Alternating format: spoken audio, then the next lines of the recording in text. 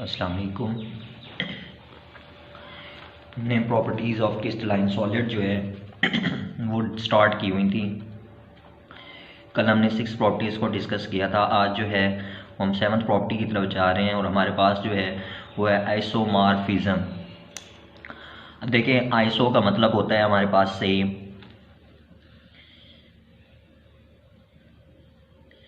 Morph का मतलब होता है आपके पास जो है वो शेप या फिर आप इसको क्या कहते हैं फॉर्म्स, और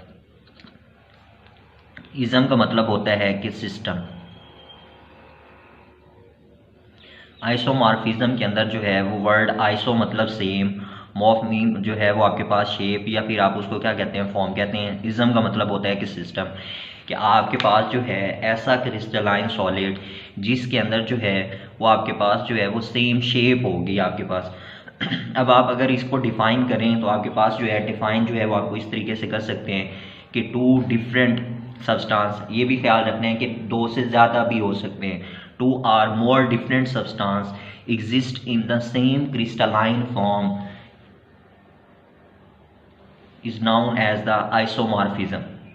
कि आपके पास जो है कोई भी आपका एक क्रिस्टलाइन सॉलिड है पड़ा, वो आपके पास जो है वो दो डिफरेंट ही हैं आपके पास। फॉर एग्जांपल आप देखें कि आपके पास जो है एक ए है, एक आपका जो सॉलिड है पड़ा वो आपके पास जो है वो ए आर है, दूसरा आपके पास क्या है पड़ा बी है पड़ा। ये दोनों आपके पास क्या है डिफरेंट है पड़े, टू डिफरेंट सब्सटेंस।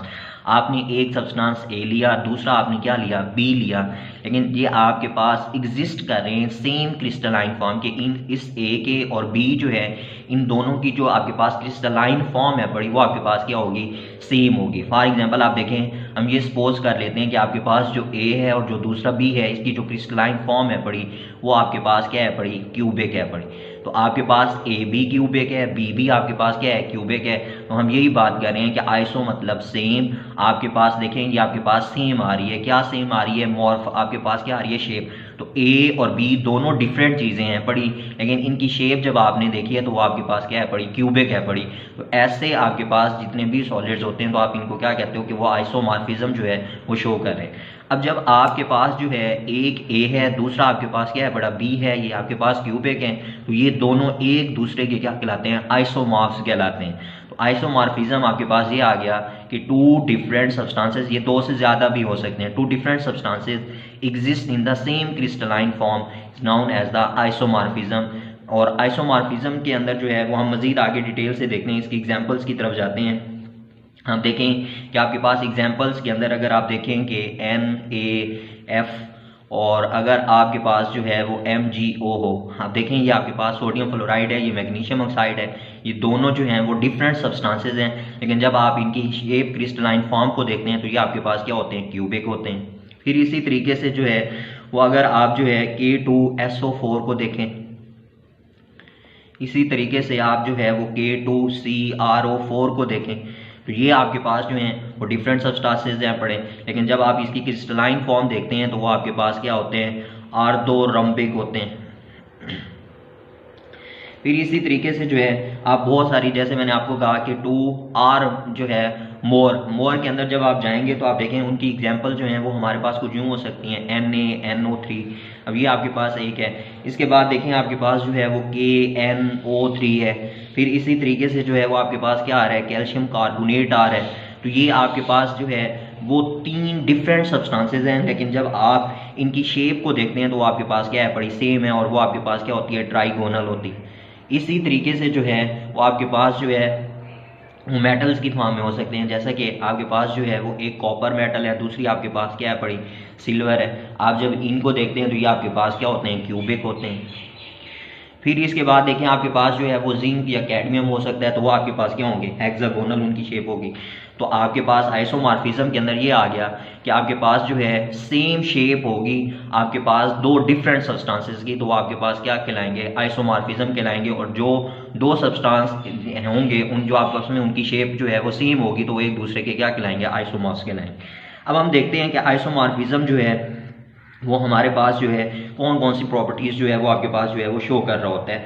अब आइसोमॉर्फिज्म बेसिकली जो है वो आपके पास अराइज होती है due to same atomic ratio, कि आपके पास यहाँ पे जो है इनके अंदर अटामिक रेशो जो है वो आपके पास क्या होगी, सेम होगी। आप देखें ये NaF है, तो इसके अंदर अगर आप रेशो को देखें तो आपके पास सोडियम क्या है पड़ा, 1 है पड़ा। उसके बाद फ्लोराइड जो है वो आपके पास वो भी क्या है पड़ा, 1 है, तो ये 1:1 होगी। उसके बाद आप देखें अगर मैग्नीशियम ऑक्साइड, तो ये भी आपके पास 1 है मैग्नीशियम, और आपके पास ऑक्सीजन जो है ये भी आपके पास क्या है पड़ा, 1, तो इस वजह से इसकी भी रेशो क्या बन रही है, 1:1 बन रही है। तो आपके पास एक ही एटम था। इधर देखें अगर आपके पास जो है K2SO4 है, तो यहाँ पे आपके पास पोटाशियम जो है वो क्या है, 2 है। यहाँ पे आपके पास सल्फर जो है वो क्या है, 1 है। ऑक्सीजन जो है वो आपके पास क्या है पड़े, 4 है।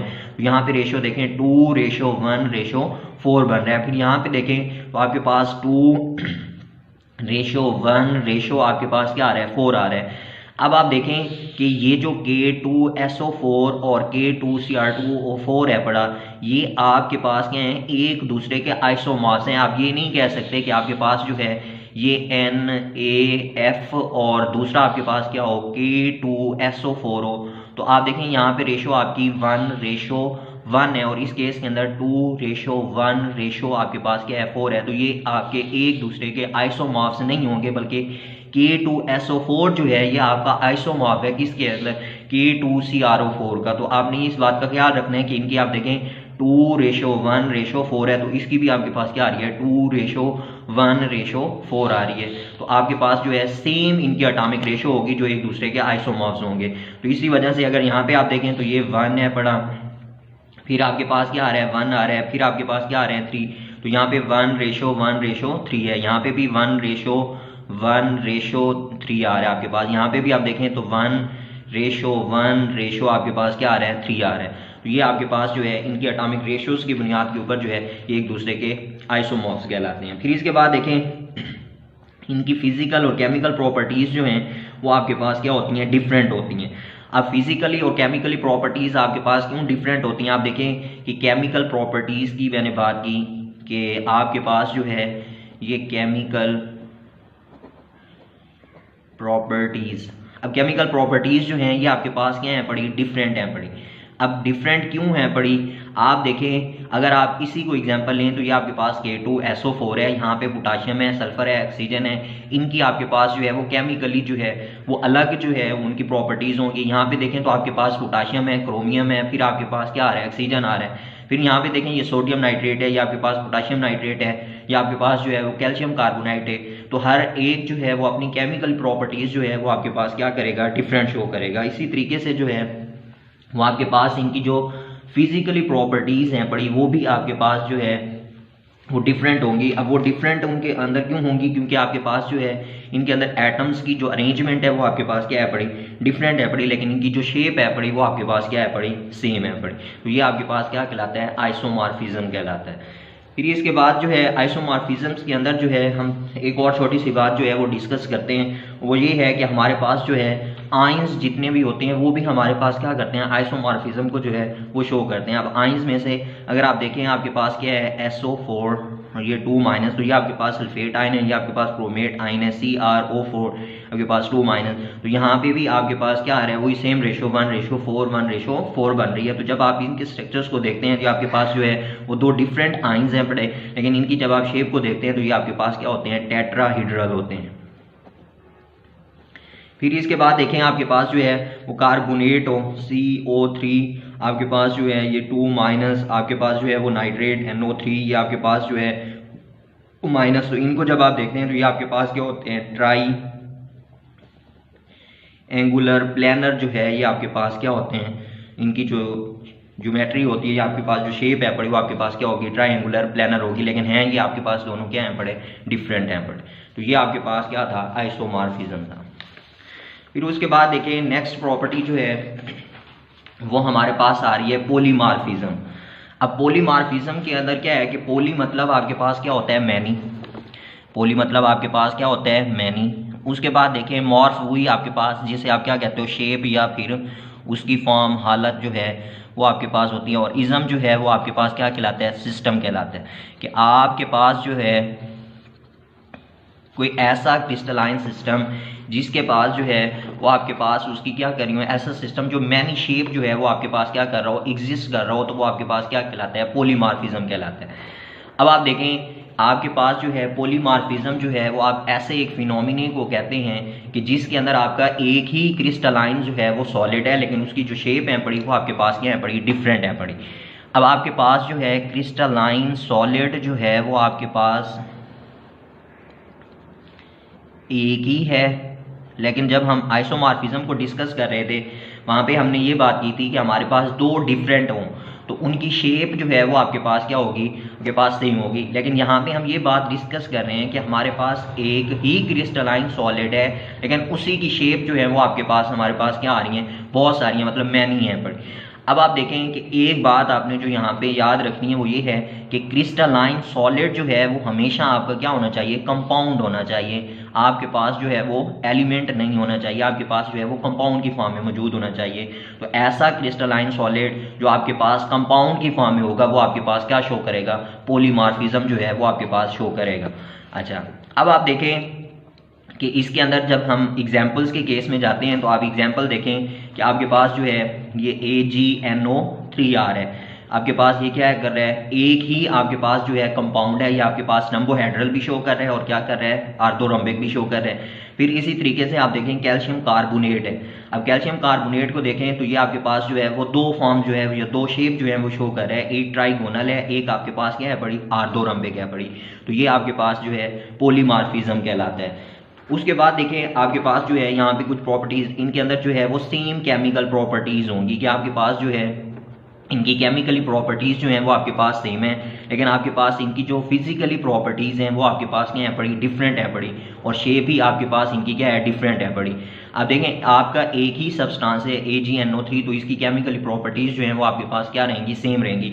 लेकिन जब आप फिजिकल प्रॉपर्टीज की तरफ जाते हैं तो आप देखें आपके पास जो है ये पहली शेप के अंदर आपके पास क्या है, रंबोहेड्रल है, तो यहाँ पे आपके पास जो एटम्स की अरेंजमेंट है बड़ी वो एक अलग किस्म की होगी। लेकिन जब आप आर्थोरम्बिक के अंदर जाएंगे तो आपके पास यहाँ पे जो एटम्स और मालिक्यूल जो आयंस जितने भी आपके पास होंगे वो सारे आपके पास एक डिफरेंट अरेंजमेंट के अंदर क्या होंगे, जुड़े हुए होंगे। तो इसी वजह से हम इनको क्या कह रहे हैं, डिफरेंट शेप्स हैं। आपके पास रंबोहेड्रल की डिफरेंट शेप है, आर्थोरम्बिक की आपके पास क्या है, डिफरेंट शेप है। तो इस वजह से ये फिर आपके पास क्या करते हैं, डिफरेंट फिजिकल प्रॉपर्टीज जो हैं वो हमारे पास शो कर रहे होते हैं। तो ये हमारे पास क्या कहलाता है, पॉलीमॉर्फिज्म कहलाता है।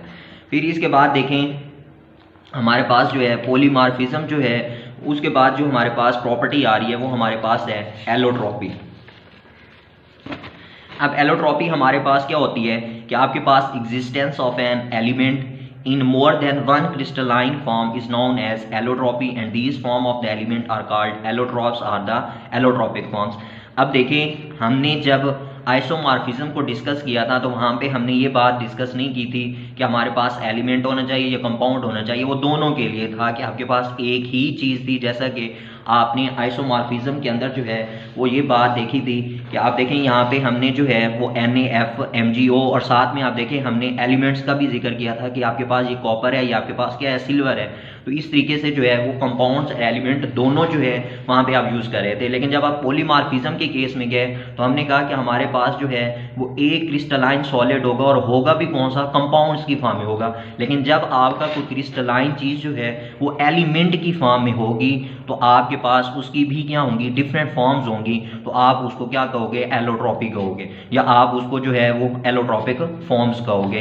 तो आपने एक बात का ख्याल रखना है कि पॉलीमॉर्फिज्म के अंदर जो है जो आपके पास जो है वो मैनी शेप्स आ रही होती हैं वो आपके पास कंपाउंड की आ रही होती हैं, और एलोट्रॉपी के अंदर आपके पास क्या आ रही होती हैं, एलिमेंट्स की आ रही होती हैं। अच्छा, उसके बाद जो है अब हम एग्जाम्पल्स की तरफ अगर थोड़ा सा जाएं तो एग्जाम्पल्स के अंदर अगर आप देखें तो आपके पास जो है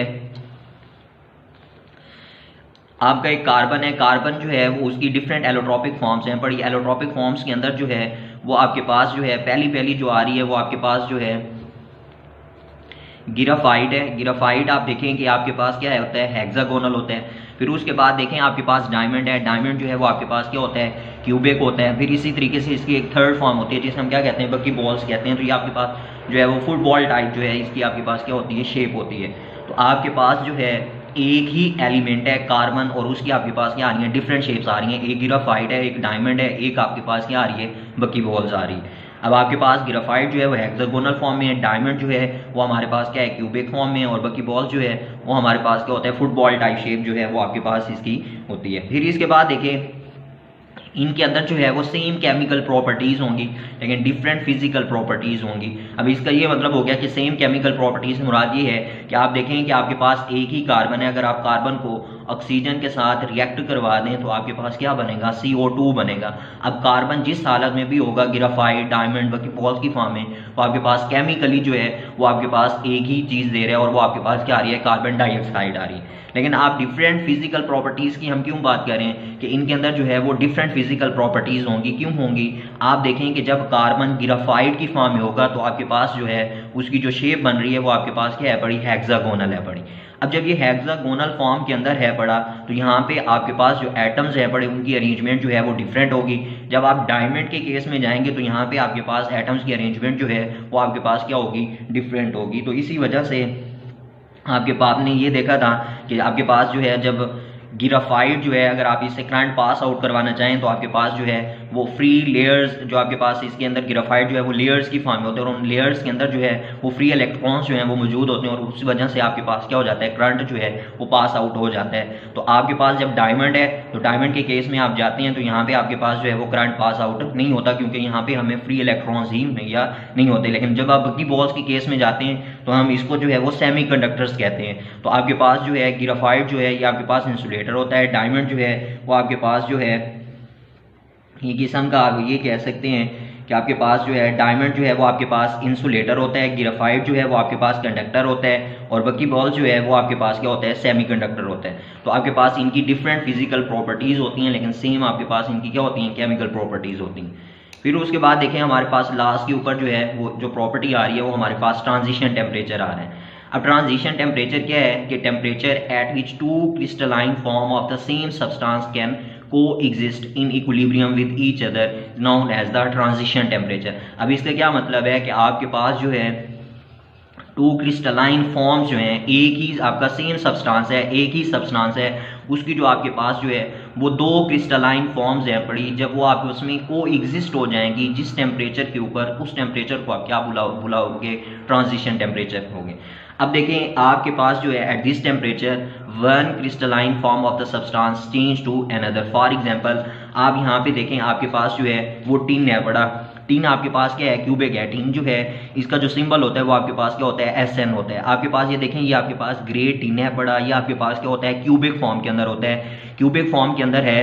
तो जब आप इसका टेम्परेचर आपका 13.2 डिग्री के ऊपर पहुंचा है तो आपके पास ये ग्रे टिन जो है ये चेंज हो जाता है किस चीज़ के अंदर वाइट टिन के अंदर। तो अब वाइट टिन के अंदर जब ये चेंज हुआ है तो यहाँ पे आपके पास क्या आ रहा है ये टेट्रागोनल शेप शो कर रहा है। तो आपके पास ऐसा टेम्परेचर जिसके ऊपर सेम ही आपका सब्सटेंस आप देखें ये भी आपके पास टिन है ये भी आपके पास क्या है पड़ा टिन है पड़ा, लेकिन जब आपका टेम्परेचर 13.2 डिग्री हुआ है तो यही आपके पास जो ग्रे टिन था क्यूबिक फॉर्म के अंदर ये चेंज हो गया किसके अंदर वाइट टिन के अंदर और इसकी जो शेप आई है वो आपके पास क्या आ रही है टेट्रागोनल आ रही है। फिर उसके बाद इसकी दूसरी एग्जांपल देखें तो आपके पास सल्फर है, सल्फर जो है वो आपके पास रोम्बिक फॉर्म के अंदर है 95.5 डिग्री के ऊपर जब आपके पास ये टेम्परेचर पहुंचेगा तो आपके पास सेम ही सब्सटेंस है, ये भी सल्फर है ये भी आपके पास क्या है सल्फर है। तो आपके पास इसकी दो क्रिस्टलाइन फॉर्म जो हैं एक रोम्बिक है दूसरी आपके पास क्या है मोनोक्लिनिक है। तो ये आपस में क्या हो जाएंगी को एग्जिस्ट हो जाएंगी और को एग्जिस्ट इस टेम्परेचर के ऊपर हो रही है 95.5 डिग्री के ऊपर हो रही है। तो ये आपके पास इसका क्या कहलाता है ट्रांजिशन टेम्परेचर कहलाता है। तो आपके पास जो है अब एक बात का और आपने ख्याल रखना है कि ट्रांजिशन टेम्परेचर जो होता है ये आपके पास ऑलवेज लेस देन होता है इट्स मेल्टिंग पॉइंट, कि आपके पास अगर ये टिन है इसका जो मेल्टिंग पॉइंट है उससे ये वाला ट्रांजिशन टेम्परेचर जो है ये हमेशा आपके पास क्या होगा लेस होगा। तो आपके पास ये सारी प्रॉपर्टीज़ जो हैं वो क्रिस्टलाइन सॉलिड्स की थी, अब हमारे पास जो है वो एंड हो गई।